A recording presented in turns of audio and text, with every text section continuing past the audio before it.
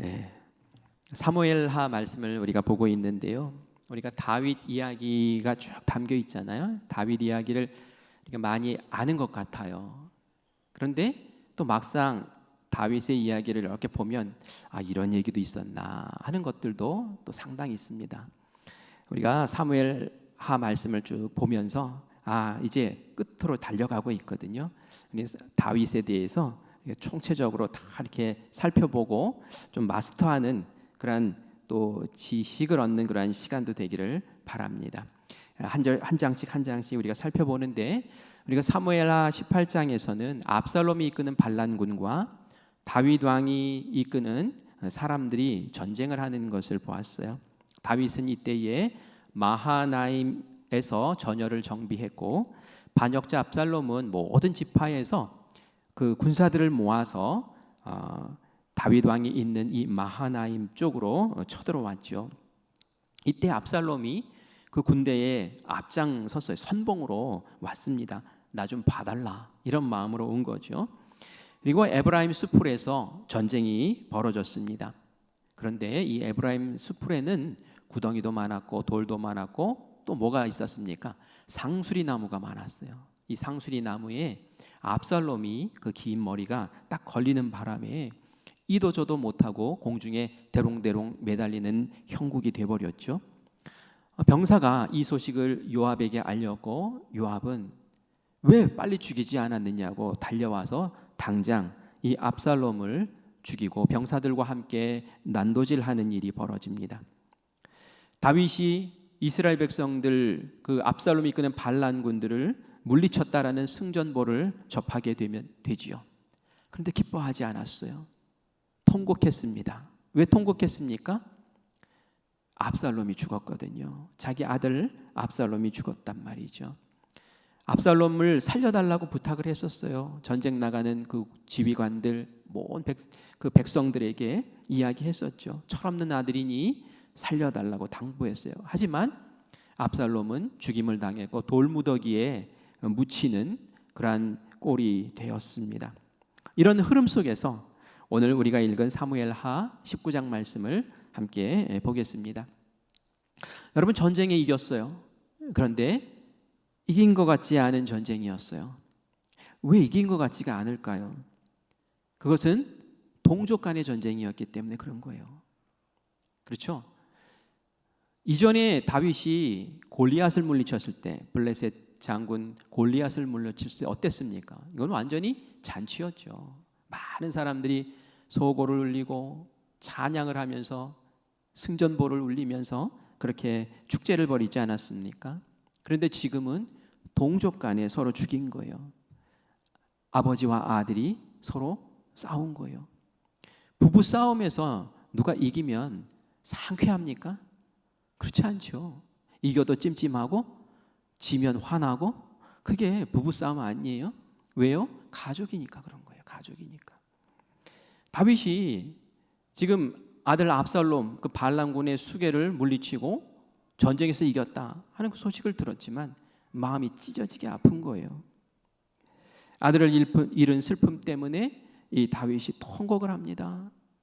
얼굴을 가리고 통곡을 하는 거예요. 잠깐 하고 만 것도 아니에요. 오랜 시간 통곡을 한 거예요. 그냥 종일 몇 시간씩 통곡을 한 거예요. 근데 이 소리가 밖에 있는 모든 사람들이 다 듣는 거예요. 분명히 전쟁에 이겼다고 승전보를 전했는데 다윗 왕은 내 아들 압살롬아, 내 아들 압살롬, 압살롬 이름을 부르면서, 그 반역자의 우두머리 이름을 부르면서 통곡을 하고 있으니 그 밖에서 듣는 사람들의 마음이 얼마나 불편했겠어요. 사실 그 반란군의 수괴 이름을 부르면서 이렇게 통곡하고 있으면 다른 사람 같으면 당장 반역자라고 잡아서 죽여도 할 말이 없을 거예요. 근데 왕이 저러고 있으니 뭐 어쩌겠습니까? 참 기적과 같은 승리를 거두었는데 모든 백성들이 침울한 상태에 빠져듭니다. 그리고 전쟁에서 이긴 그 다윗의 그 부하들이 다 승전보를 울리면서 오는데 다윗이 통곡하고 있다는 소식을 들으니 그 발걸음이 무거워집니다. 아무도 나와서 환영해 주지도 않아요. 그냥 입 꾹 다물고 있는 거예요. 그러니 이 군사들도 전쟁에서 이겨서 막 마음이 들떴다가 마치 폐잔병처럼 슬픈 마음으로 귀환을 하는 모습을 성경은 보여줍니다. 이렇게 다윗 한 사람으로 인해서 그 모든 마하나임 성에 있는 사람들이 다 풀이 죽고 기가 죽고 그렇게 그냥 우울증에 걸린 것처럼 그렇게 있는 거예요. 그런데 다윗은 이것을 알았을까요? 몰랐을까요? 다윗은 몰랐죠. 그런 일이 벌어지는 것을. 그냥 자기 슬픔에 빠져가지고 이러고 있었다는 거예요. 4절 말씀 보니까 그랬죠. 왕이 그의 얼굴을 가리고 큰 소리로 부르되 내 아들 압살롬아 압살롬아 내 아들아 내 아들아 하니. 왜 이렇게 슬퍼한 걸까요? 왜 이렇게 슬퍼한 걸까요? 두 가지 이유가 있었던 것 같아요. 하나는 정말 아들이 죽었으니까 얼마나 슬픕니까? 그리고 두 번째는 아들이 죽은 것이 나의 탓처럼 느껴지는 거예요. 다윗이 이전에 죄를 지었잖아요. 그죠? 밧세바와 간음하는 죄를 지었어요. 이때 하나님이 징계하시면서 칼이 가문 가운데 떠나지 않을 거라고 그러면서 벌을 내리셨어요. 칼이 안 떠나요. 형제간에 막 죽이는 일이 벌어지질 않나. 이제는 아들이 아버지에게 칼을 들이대질 않나. 결국은 칼을 들이댔던 그 아들이 죽은 거예요. 그러니까 다윗이 마음이 너무 아픈 거예요. 이 압살롬이 죽을 일이 아니라 내가 죽었어야 될 일인데. 그래서 그렇게 부르짖는 거예요. 내 아들 압살롬아, 내 아들 압살롬아, 내 아들 압살롬아. 내가 차라리 널 위해 죽었으면 좋았을 것을. 그 마음이 바로 다윗의 슬픔이고 마음이었죠. 그런데 백성들은 이런 것까지 헤아릴 그런 경황이 없었겠죠. 그냥 백성들은 이상하게만 생각했을 거예요. 야, 우리 왕이 어떻게 우리보다 자기 아들을 저렇게 더 사랑했냐? 우리는 뭐야? 나도 내 자식이 전쟁터 나가서 지금 죽었는데 너만 죽었냐? 나도 죽었다. 그런데 지금 뭐 하는 거냐? 우리들은 다윗 왕을 위해서 그렇게 목숨 걸고 싸워줬는데 지금 저렇게 하는 것이 맞아? 이런 마음이 들 수밖에 없었던 것이죠. 저도 다윗의 이 모습을 보면서 안타깝다라는 생각이 들어요. 분명히 다윗이 잘못했어요. 실수했어요. 이러면 안 되죠. 공과사가 분명해야죠. 사적인 그런 감정을 공적인 자리에서 표현을 해서 모든 사람을 어렵게 만들면 안 되는 거죠. 그래서 우리도 조심해야 돼요. 자기 감정, 자기 고통에 너무 빠져 있으면 다른 사람 생각하지 못하고 그냥 내 감정 그냥 드러내고 내 마음 그냥 표현하고 이러다 보면은 주변 사람들을 어렵게 만들 수 있다는 거예요. 주변 사람들을 배려하지 못하는 리더십을 가지면은 공동체가 참 어려워집니다. 그래서 리더된 자들은 특별히 자기 감정을 잘 절제할 줄도 알아야 되겠죠. 그리고 또 한편으로는 그런 생각도 들어요. 아무리 탁월한 지도자라고 할지라도 이렇게 공사 구별 못하고 이렇게 무너지는 연약한 사람일 수밖에 없구나 이런 생각도 들어요. 저도 연약합니다. 저를 긍휼히 여겨주시기 바라요. 제가 실수하고 제가 혹시 감정 표현을 잘 못하고 그러더라도 여러분들이 좀 넓은 마음으로 이해를 해주세요. 다윗도 그러잖아요. 다윗도 그죠? 우리 부교육자들이 좀 실수하는 것들이 있더라도 넓은 마음으로 좀 이해해 주셔요. 우리 속회 지도자들이 혹 실수하더라도 좀 넓은 마음으로 이해해 주세요. 그죠? 우리 서로 이해하고 또 살펴주는 그런 마음이 필요해요. 그리고 또 우리 리더된 자들은 특별히 내가 감정이 휘둘려가지고 이렇게 저렇게 실수하지 않도록 깨어 있어야겠구나, 조심해야겠구나 라는 마음도 꼭 가지시기를 간절히 바랍니다. 상황이 이러니까 말이죠. 요압 장군이 마음이 너무 불편했어요. 요압 장군이 압살롬 죽였잖아요. 자기가 죽이는 바람에 지금 그 다윗이 막 그냥 저렇게 슬픔에 빠졌잖아요. 그것 때문에 온 성이 다 침울해졌잖아요. 이대로 놔뒀다가는 안 되겠다 싶은 마음이 드는 거예요. 정말 큰일 난 거예요. 민심이 막 다 떠나게 생긴 거예요. 그래서 이거 다음 일을 진행을 시켜야 되는데 이러면 안 되지 하고 내가 왕에게 직언을 좀 해야겠다라고 생각하고 왕에게 들어갑니다. 왕의 집으로 들어갑니다. 무슨 말을 했는지가 5절과 6절에 나와요. 우리 요압 장군이 한 말을 한번 같이 살펴보겠습니다. 5절과 6절 같이 읽어보겠습니다. 요압이 집에 들어가서 왕께 말씀드리되 왕께서 오늘 왕의 생명과 왕의 자녀의 생명과 처첩과 비빈들의 생명을 구원한 모든 부하들의 얼굴을 부끄럽게 하시니 이는 왕께서 미워하는 자는 사랑하시며 사랑하는 자는 미워하시고 오늘 지휘관과 부하들을 멸시하심을 나타내심이라.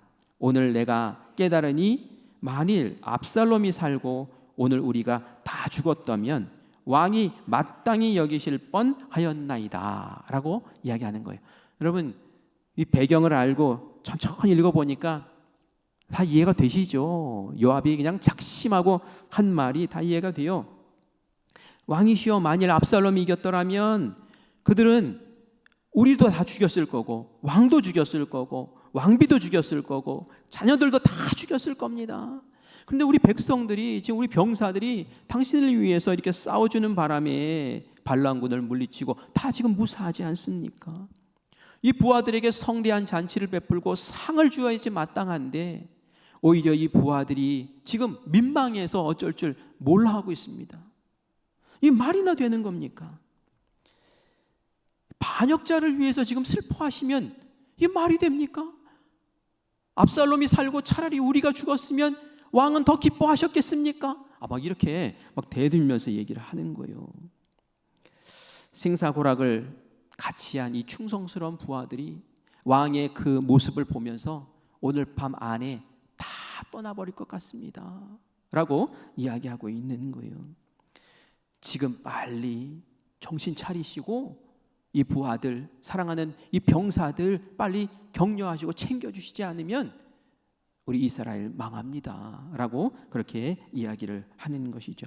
요압이 지금 백성들의 마음을 잘 지금 읽고 있는 거예요. 다윗의 마음도 지금 잘 읽고 있는 거예요. 백성들이 다윗을 오해할 소지가 있는 부분을 잘 캐치해서 정확하게 지금 지적하고 있는 것이죠. 요압은 참 간이 큰 사람이에요. 그죠? 부드럽게 얘기하지 않아요. 굉장히 아주 직선적으로 이야기를 해요.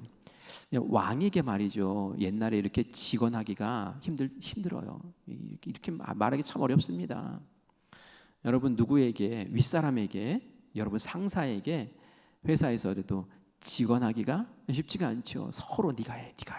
고양이 목에 네가 방울을 달아 이러지 내가 할게 하고 나서는 사람 없잖아요. 한번 찍히면 어떻게 될지 모르잖아요. 그런데 이 요압 장군은 그렇게 했던 거예요. 그런데 분명히 요압 장군이 제대로 된 말을 했거든요. 진실을 얘기하고 사실을 얘기했어요. 그런데도 뭔가 좀 찜찜해요. 왜 그럴까요? 이 요압 장군의 표현이 너무 거칠어요. 너무 직선적이에요. 우리가 죽었으면 왕은 더 기뻐하시지 않겠습니까? 막 이런 식으로 얘기를 해요. 그 말을 듣는 다윗은 마음이 어땠을까요? 여러분이 다윗 입장이라면 그 말 듣고 그래 아이고 참내 잘못해 이런 마음 갖겠습니까?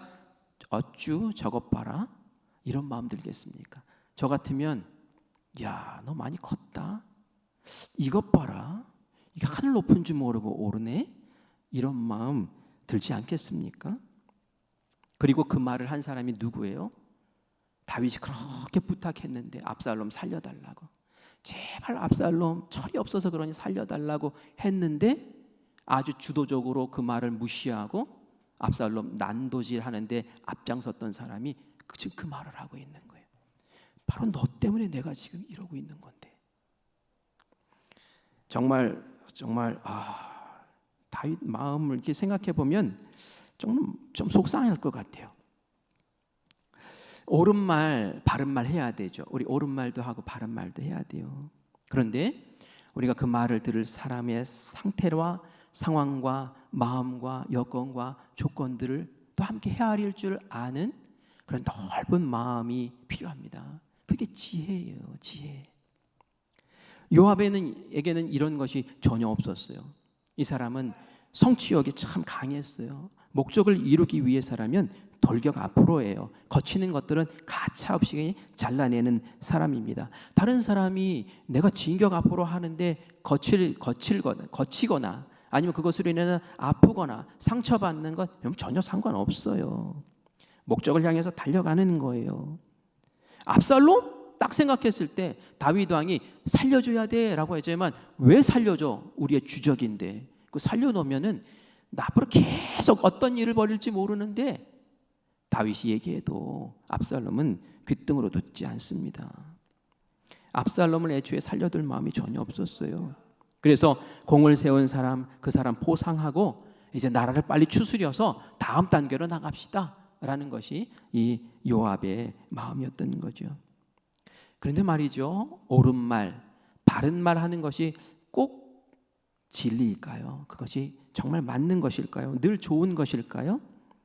어느 집에 아들이 죽었어요. 그래서 장례식장에 갔어요. 그러면서 이제 위로를 합니다. 그 어머니를 불러놓은 이 위로를 하는 거예요. 아유, 당신의 아들이 둘이나 더 있잖아. 그 두 아들이 죽은 아들보다 더 잘해줄 거야. 걱정하지 마. 하나님이 다 뜻이 있어서 데려가신 거 아니겠어?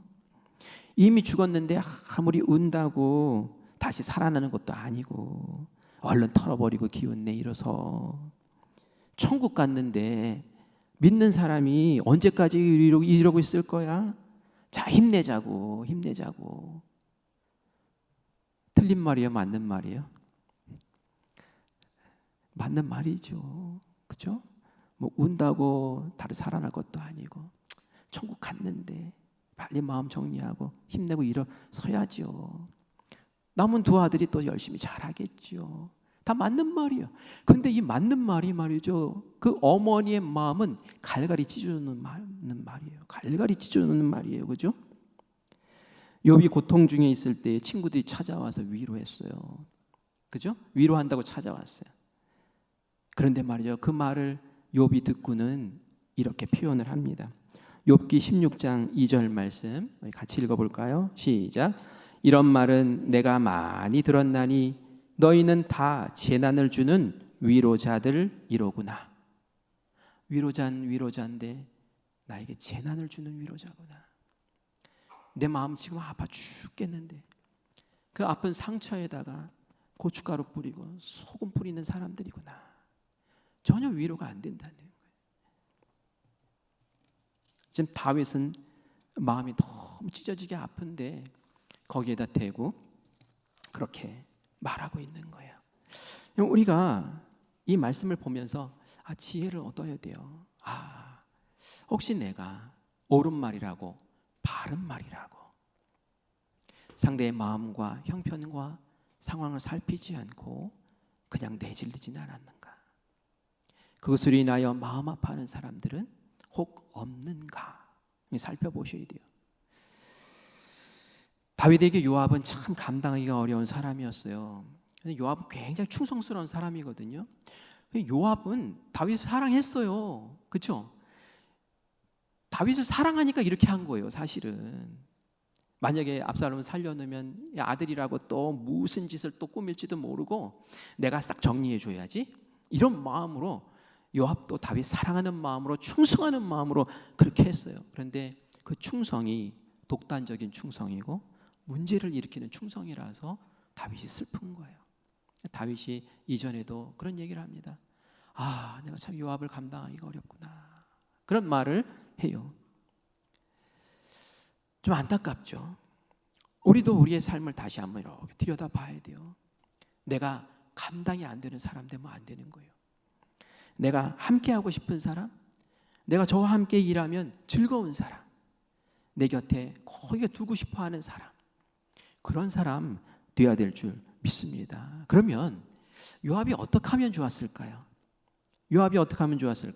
말에도 태도가 담깁니다. 그죠?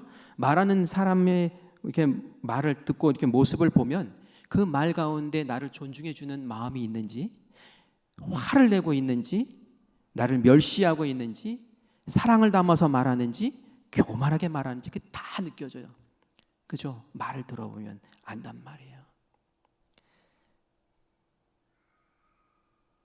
왜 그럴까요? 말할 때 내 마음이 담기니까 그런 거예요. 다윗의 상한 심령을 이 요압이 이해해 주는 마음이 있었다면 이렇게 얘기하지 않았을 것 같아요. 우리 히브리서 13장 3절 말씀 같이 읽어볼까요? 같이 읽습니다. 너희도 함께 갇힌 것 같이 갇힌 자를 생각하고 너희도 몸을 가졌은즉 학대받는 자를 생각하라. 뭡니까? 갇힌 자를 대할 때는 나도 갇혔다라는 그런 마음으로 생각하라는 거예요. 학대받는 사람이 있으면 나도 학대받았다라는 마음으로 그 마음을 살펴보라는 거예요. 그러면 말이죠, 함부로 말할 수가 없는 거예요. 이 사람이 아프구나, 이 사람이 이렇구나 라는 그 상황을 최대한 이해하고 그것을 이해할 수 있는 지혜를 달라고. 예수님은 그 모든 상황을 다 겪으셨으니까 예수님 저에게 알게 해주세요 라고 하면 내가 그 사람에게 이전과 다른 태도, 다른 말들로 대할 수가 있을 줄 믿습니다. 저도 해고를 한번 당해봤어요. 해고 당하기 전에는 말이죠, 그 해고의 아픔이 뭔지 잘 몰랐어요. 그래서 제가 해고를 당해보니까 참 끔찍하더라고요. 그 해고 당하는 과정이 너무 억울하고 너무 비참하더라고요. 그래서 그 이후부터는 직장을 잃었어, 해고당했어 하면 이전처럼 이렇게 보이지가 않아요. 함부로 말할 수가 없어요.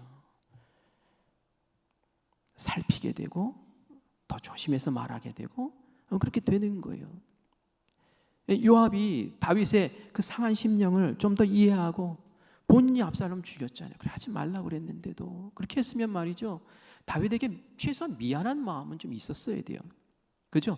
다윗에게 먼저 찾아가서 어쨌든 이 사태는 수습을 해야 되고 총대는 자기가 매야 되는 위치에 있고 그러니까 어떡합니까? 가서 말은 해야죠. 그런데 말할 때에 왕이시여 죄송합니다.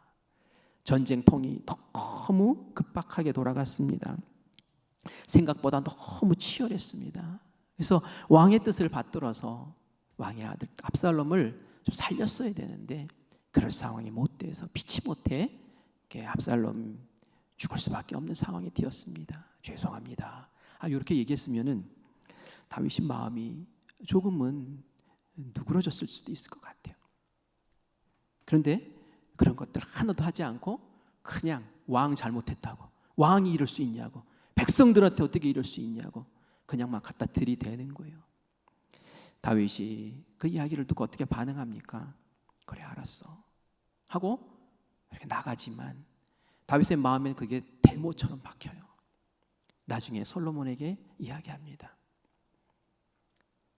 나는 요압 장군 나랑 같은 비슷한 연배고 하니까 내가 곁에 두고 거두고 있었으나 너는 그를 감당할 수 없으니 제거해버려라. 그게 진심인 거예요. 다윗의 진심. 얼마나 그 마음이 아팠으면 그렇게 했겠어요. 잘하셔야 돼요. 잘하셔야 돼요. 어떤 사람은 그런 얘기합니다. 막 그냥 퍼부어요. 조심하지 않고 막 퍼부어요. 그리고 나서는 나는 뒤끝 없어 이런 얘기를 해요. 제가 제일 싫어하는 말이에요. 뒤끝 없어.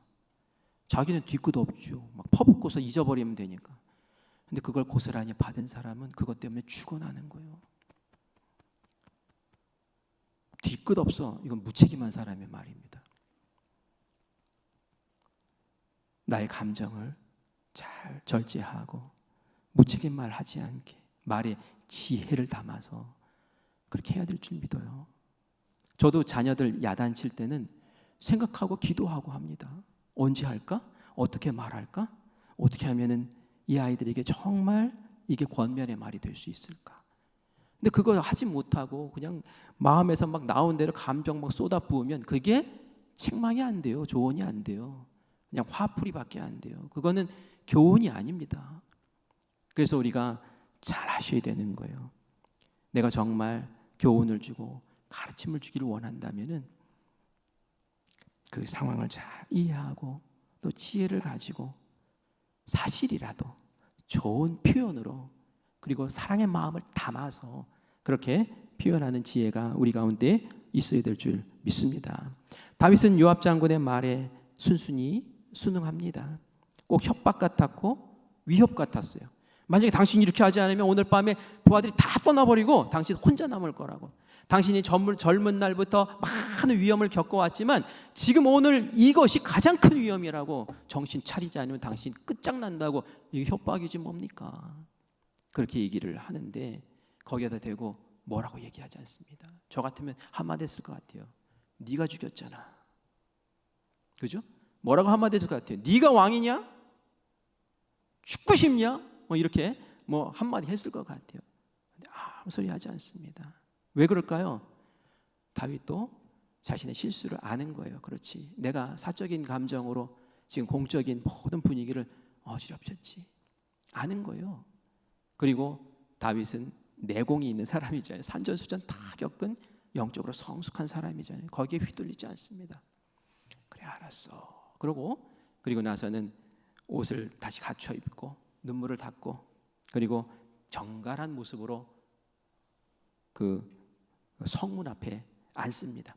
성문 앞에 앉는다는 건 뭐냐면은 이제 내가 백성들의 뜻을 듣고 시비를 가려주고 재판을 하고 정책을 펼쳐나가겠다라는 그런 표시인 거예요. 그러자 이 모습을 보고 백성들이 이제 왕이 마음을 정하셨으니 우리 함께 뜻을 모으자 하고 왕 앞에 나오는 이야기가 바로 오늘 우리 읽었던 그 말씀의 내용입니다.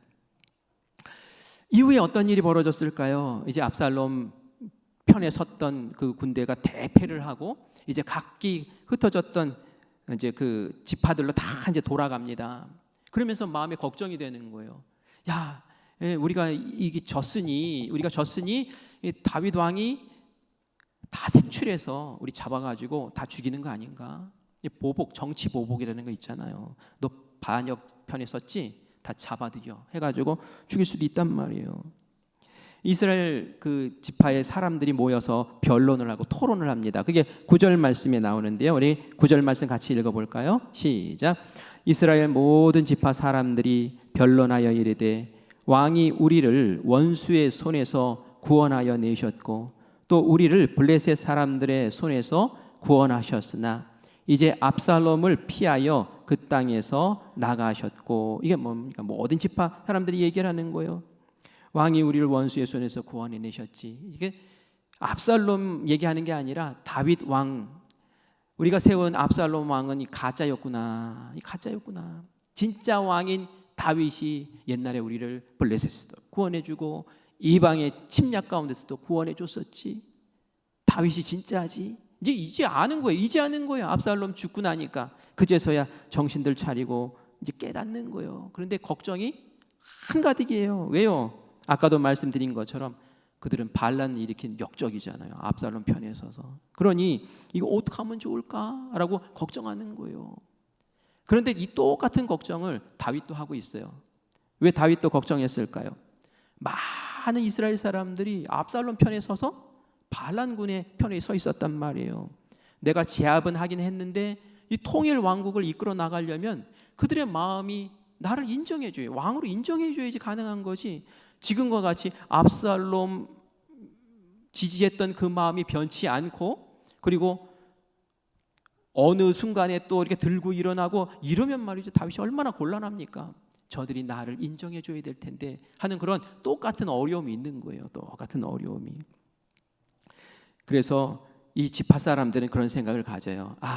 그래도 다윗이 진짜 왕이니까 우리가 이 왕을 모시자. 압살롬은 죽었으니까 우리가 모시자. 그래서 다시 왕으로 잘 세워드리자라는 그런 마음이 있는데 아무도 나서서 말하지를 못하는 거예요. 무서워서 잡아 죽임을 당할까 봐. 다윗도 마음이 급해요. 빨리 가서 해야 되는데. 그래서 다윗이 유다 지파 출신 아닙니까? 유다 지파가 좀 나서줬으면 좋겠는데 유다 지파도 안 나서줘요. 왜 유다 지파가 안 나섰을까요? 압살롬을 제일 먼저 지지하고 인정해줬던 사람들이 유다 지파거든요. 그러니 제일 먼저 배신한 사람들이니까 다윗 왕을 어떻게 먼저 이렇게 할 수가 없는 거예요. 그래서 다윗이 먼저 나서죠. 예루살렘 성에 남겨두었던 제사장 사독과 아비아들에게 사람을 보내요. 그러면서 얘기합니다. 다른 지파 사람들은 나를 왕으로 추대하기 위해서 모시기 위해서 다 지금 마음들을 모으고 있는데 어떻게 나와 같은 혈족인 유다 지파 너희들은 아무 말도 안 하고 있느냐? 너희들 지금 정신이 있는 거냐 없는 거냐? 난 너무 섭섭하다. 너희들이 나서서 다른 지파들을 다 움직여가지고 나를 잘 이렇게 옹이해 주면 너희들이 주도권을 잡고 이 전국을 이끌어 나가는 그런 지파가 되지 않겠느냐 하면서 이야기를 합니다. 그러면서 한 가지 약속을 하는데 무슨 약속을 하냐면 아마사를 요압을 대신해서 군대 장관을 사령관을 삼겠다는 거예요. 깜짝 놀랄 일이에요. 왜 깜짝 놀랄 일이냐면 이 아마사가 압살롬 편에 섰던 군대 장관이었거든요.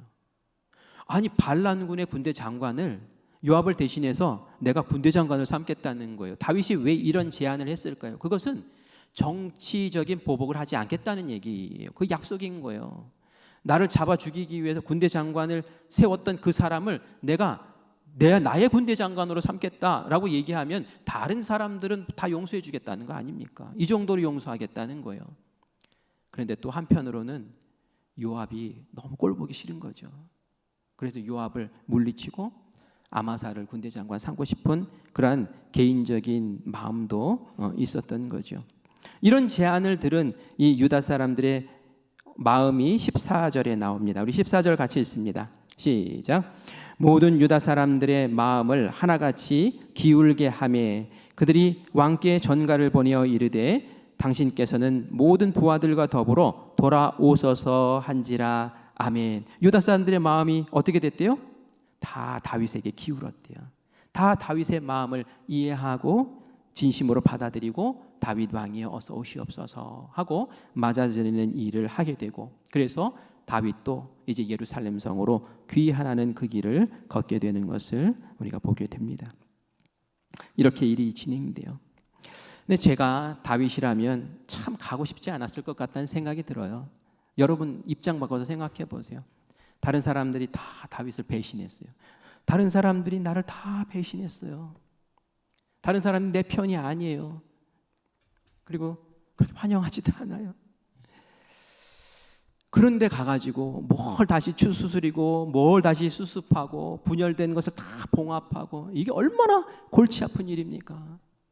분열되고 깨진 곳에 가서 봉합하고 다시 한데 뭉치고 연합시키는 일은 세상에서 가장 어려운 일이에요.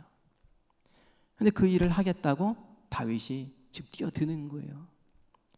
그냥 마하나임 성에서 아이고 이곳에서 나 따르는 사람들과 함께 이 성을 잘 세우고 여기서 새로 시작하지 뭐, 이렇게 해도 되는 거예요. 그럼 편하죠.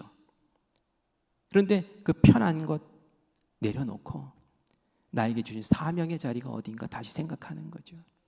예루살렘 그곳에서, 하나님이 계신 그곳에서, 성막이 있는 그곳에서, 이 나라의 심장인 그곳에서 나에게 맡기신 이 통일왕국을 이끄는 그 사명, 어렵지만 감당해 보겠습니다. 분열된 마음들을 다 하나로 묶어보겠습니다. 아웅다웅하는 그 마음들을 하나로 묶어보겠습니다 하면서 그곳으로 뛰어드는 이 다윗의 모습이 참 존경할 만하다라는 생각이 들어요. 여러분들 사역 감당하다가 힘들 때 여러분 어떤 마음 들어요? 다 내려놓고 싶죠. 다 내려놓고 이제는 못해, 이제는 안 해.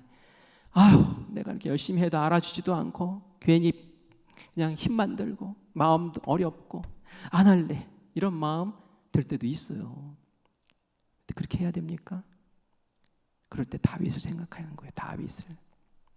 힘들고 어렵지만 이것이 사명이라면 하나님, 내가 하나님께 기도하면서 두 주먹 불끈 쥐고 다시 일어서서 그곳에 가겠습니다.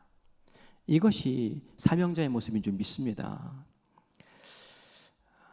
코로나 때 선교사님들이 많이 들어왔었잖아요. 그 가운데 우리 여기 와서 이제 간증도 하고 했던 그 분들 있잖아요.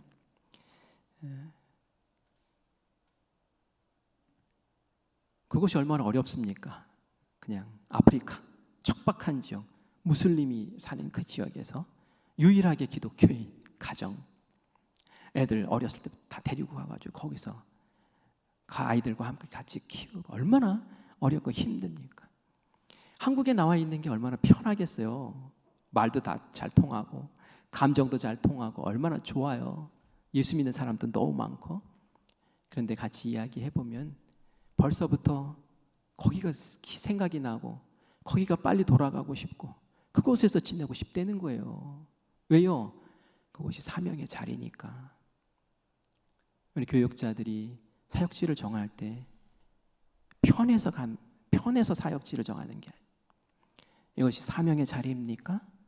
그럼 불편해도 가겠습니다. 어려워도 가겠습니다.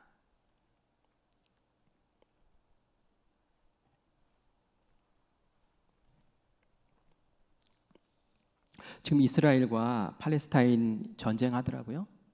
전쟁하는데 참 안타까워요. 어린애들이 막 죽고, 그죠? 민간인들이 막 죽어나가고. 참 제가 볼 때는 양측이 다 잘못한 부분이 있어요. 너무 억압당하고 힘드니까 폭발한 것도 있고요. 그렇다고 그런 식으로 하면 안 되죠. 그죠? 어린아이들을 왜 죽이고 그럽니까? 또 아닌 거예요. 전쟁을 하지 말아야 돼요. 그런데 이 전쟁 가운데 보니까 이스라엘에서 예비군을 소집을 하더라고요. 예비군을 소집을 하니까 세계에 쫙 나가 있던 사람들이 비행기 타고 며칠 사이에 이스라엘로 싹 모여들더라고요.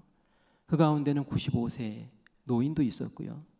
또 어떤 사람은 자기는 예비군 징집 대상이 아니에요. 그런데 자기 비행기 타고 왔어요. 왜 왔습니까? 밖에 나가 있으면 편한데, 밖에 있으면 안전한데, 밖에 있으면 안락한데 왜 거기를 찾아옵니까? 그것은 조상들이 피땀 흘려 지켰던, 세웠던 나라, 하나님이 약속하신 그 나라를 내가 지켜야 된다는 사명감 때문에 오는 거 아니겠습니까? 사명의 자리를 알고 사명의 자리에 설 때에 하나님의 영광이 있는 줄 믿습니다. 때로는 거기서 실패도 해요. 때로는 욕도 먹어요. 때로는 마음도 다쳐요. 하지만 그 자리에서 주님 붙잡고 다시 오뚜기처럼 일어서고, 주여 제가 여기 있습니다, 저를 사용해 주세요 라고 하는 그 사람을 통해서 하나님의 나라를 세워나가시고 또 우리를 하늘의 별과 같은 아름다운 이름들로 주님 세우실 줄 믿습니다. 오늘 우리가 다윗의 이야기를 살펴보았는데 한 세 가지쯤 얘기를 했죠. 우리 말 잘합시다. 말을 잘합시다. 그죠? 말 잘하셔야 돼요. 지혜롭게 잘 살펴가면서 말에는 내 마음의 태도와 감정이 다 담기는 거예요. 긍휼한 마음으로 상대방을 잘 살피면서 그에게 정말 조언을 하고 싶다면 정말 사랑하고 아끼는 마음으로 그렇게 말을 하면 참 좋을 것 같아요. 그리고 나의 사명의 자리가 어디인가, 그것을 꼭 붙잡고 일어서는 우리가 되기를 간절히 바랍니다. 그리고 다윗처럼 죄 짓지 맙시다. 우리 죄의 자리를 항상 무서워해야 돼요. 괜찮겠지? 아니에요. 자녀들에게 그것이 가잖아요. 자녀들이 피눈물을 흘리잖아요. 자녀들이 죽잖아요. 죄가 나를 미혹할 때에 단호하게 잘라내시길 바랍니다. 그래서 나의 가문은 복의 가문 되게 해달라고, 우리 함께 의로운 길, 바른 길, 선한 길 걷는 우리 사랑하는 성도님들 되시기를 간절히 축원합니다.